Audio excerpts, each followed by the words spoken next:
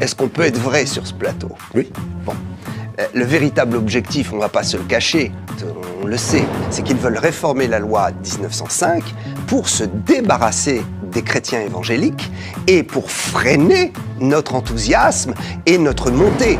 Quand ils ont une église qu'ils veulent bloquer, alors ils passent une circulaire au responsable fiscal du secteur ou à la police, oui. Et puis on est embêté. Le projet de loi, il y a certaines infos sur le projet de loi 1905. Oui, c'est ça. Est-ce qu'il y a des choses qui ont changé? Ou bien c'est toujours la même Alors, loi? c'est vrai que beaucoup de pasteurs et de chrétiens sont dans un flou total et se posent la question, c'est quoi cette information? Il paraît que le président Emmanuel Macron veut absolument réformer la loi 1905. Alors, pour ceux qui nous écoutent et qui comprennent pas trop ce que ça veut dire, toutes nos assemblées, nos églises sont déclarées en préfecture sur la base d'une reconnaissance légale à partir de la loi 1901 et 1905. La loi 1905 est donc une loi spécifique pour ceux qui veulent développer une association de culte.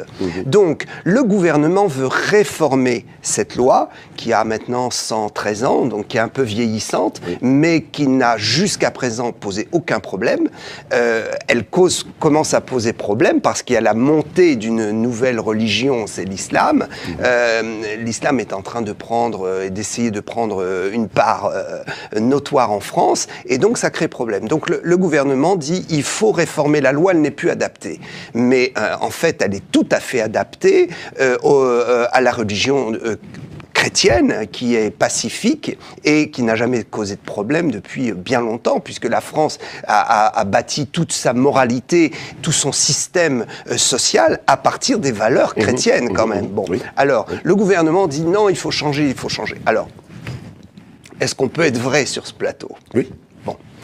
Le véritable objectif, on ne va pas se le cacher, on le sait, le véritable objectif du gouvernement, c'est qu'ils veulent réformer la loi 1905 pour se débarrasser des chrétiens évangéliques et pour freiner notre enthousiasme et notre montée. Il y a de plus en plus de gens qui se convertissent à Jésus-Christ, non pas à une religion, non pas au catholicisme, mais qui vont identifier leur rencontre avec Dieu et l'expression de leur foi à travers la parole de Dieu, donc à travers tout le monde évangélique.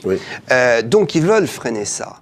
Donc ils veulent réformer la loi. Et s'ils arrivent à la réformer, ça va être très problématique et embêtant pour nos assemblées, pour notre liberté également. Alors, je vais donner l'information, la vraie, parce que ça a circulé dans les journaux récemment.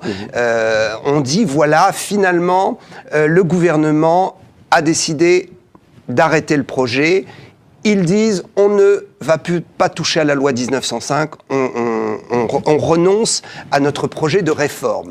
Mais en fait, c'est totalement faux. Ce qui se passe, la vérité, c'est que le président a dit, je remets le dossier pour cet automne, pour l'automne prochain, donc cette année, parce qu'en fait, il y a une pression actuellement des Gilets jaunes, il y a un gros dossier avec les Gilets jaunes, le gouvernement est submergé de réclamations de partout, il sait que de vouloir réformer la loi 1905, c'est une vraie bombe atomique, c'est une bombe à retardement, et qu'il faut prendre son temps, et il ne faut pas être embrouillé par d'autres dossiers. Donc, le président Emmanuel Macron dit, et son gouvernement dit, ok, ne vous énervez plus, vous les chrétiens, on ne parle plus de la réforme de cette loi. Mais en fait, quand on regarde les textes et les décisions prises au niveau du gouvernement, c'est indiqué clairement qu'ils reportent le dossier. Donc en fait, ils ont mis juste pause, pas stop.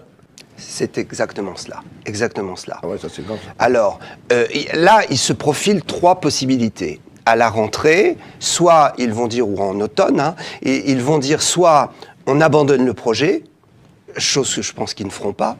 Bon, ils peuvent le faire. Soit on impose.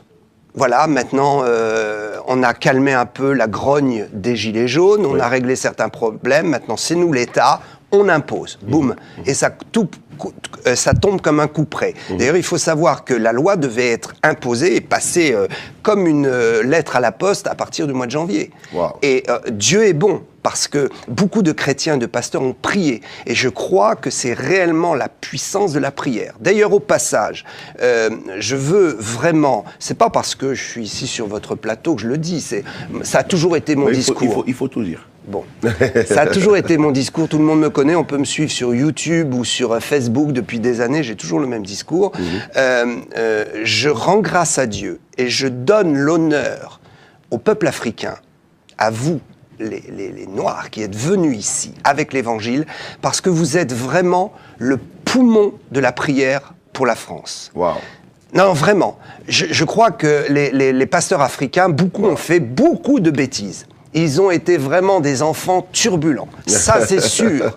Mais on doit oublier tout ça et on doit voir une chose. S'il n'y avait pas eu le peuple africain pour prier, je suis persuadé qu'on serait dans de gros problèmes en France avec le mouvement évangélique. Wow. Les frères africains ont cette faculté de se tenir sur leurs genoux et j'affirme de tous les renseignements que j'ai eus de droite et de gauche, oui.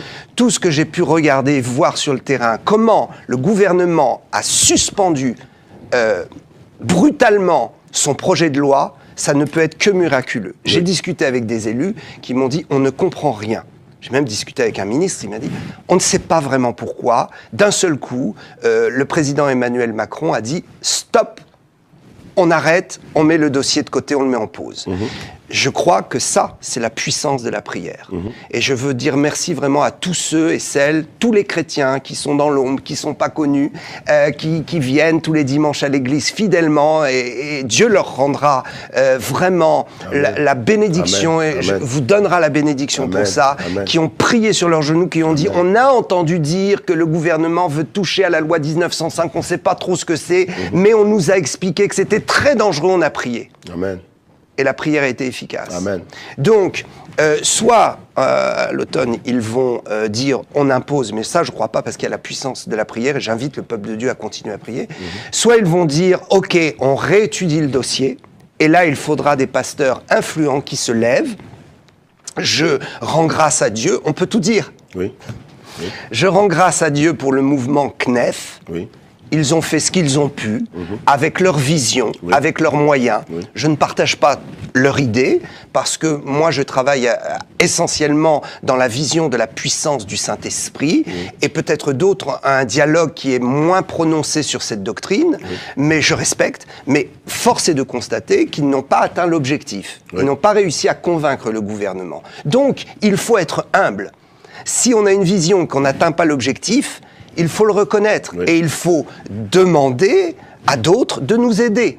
Donc j'espère que des pasteurs vont se mettre ensemble pour préparer pour la rentrée une réactivité immédiate si le gouvernement dit on relance le dossier. Si ils disent on relance pas, on est tranquille, mais il faut anticiper. Voilà. Donc soit ils vont relancer, soit ils vont abroger, soit ce que je pense, ça va être plus subtil, ils vont dire ok, on arrête là le projet, mais en sous-marin, en parallèle, ils vont reprendre chaque point de réforme et ils vont essayer de les faire passer par force, sans avoir besoin de loi, à travers des circulaires qu'ils vont donner aux services administratifs, préfecture, police, etc. C'est comme ça qu'ils font. Quand ils veulent, ils ont une église qu'ils veulent bloquer, alors ils passent une circulaire au responsable fiscal du secteur ou à la police, et puis on est embêté. Et voilà comment ça se passe. Donc, si vous voulez, moi je veux bien donner juste les quelques points. Les quelques points, nous allons juste les prendre tout à l'heure, après cette petite pause publicitaire.